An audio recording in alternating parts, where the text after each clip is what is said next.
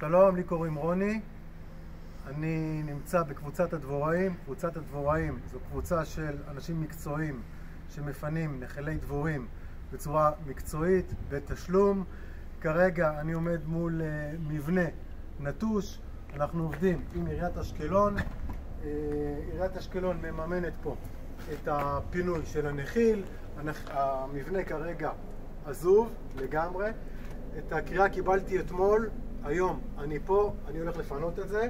אני מגיע לשטח, מה שאני רואה פה זאת נקודת כניסה של הדבורים למקום.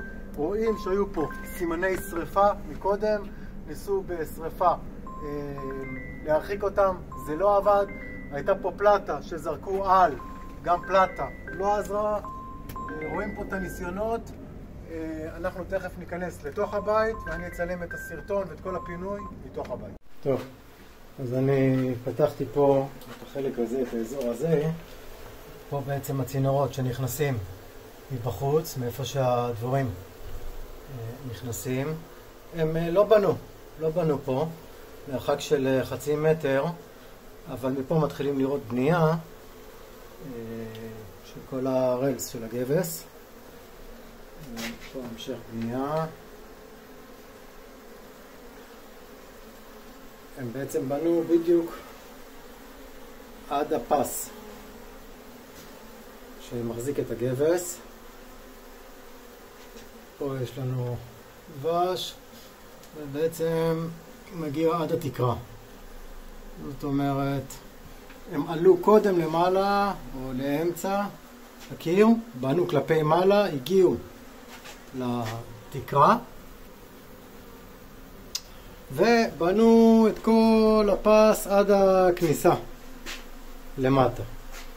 זאת אומרת, יש לנו פה יותר מ3/4 קיר.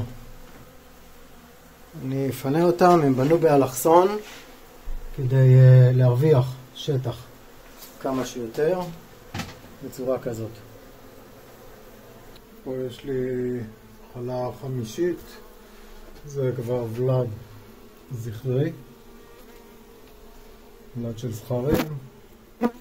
בעצם את כל הוולד עצמו פירקתי, עוד קצת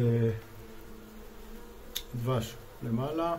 הם בנו פה בתוך הצינור, צריך להיזהר לא לחתוך את הצנרת הקיימת כשמפרקים דבר כזה.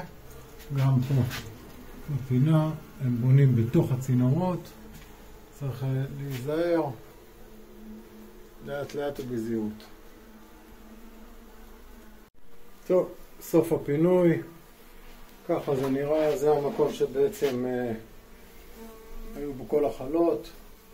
הם בנו על הצינורות, הכל נקי עד התקרה. מה שנשאר זה רק לחכות שיחזרו מהעבודה, לחכות לחושך, לשאוב את כל השאר והסתיים לו עוד פינוי. פה בצד כל הדבש שהולך עם הדבורים. טוב, פה החלה כבר בתוך המסגרת ויש לנו פה לידות תוך כדי פינוי. דבורה נולדת, זאת כבר נולדה. פה עוד רביעייה נולדים. ככה זה תוך כדי פינוי נולדים דבורים. טוב, הגעתי לשטח, הכנסתי את הדבורים לתוך הכוורת, כולם בפנים. זהו, הגיעו למקום הטבעי שלהם.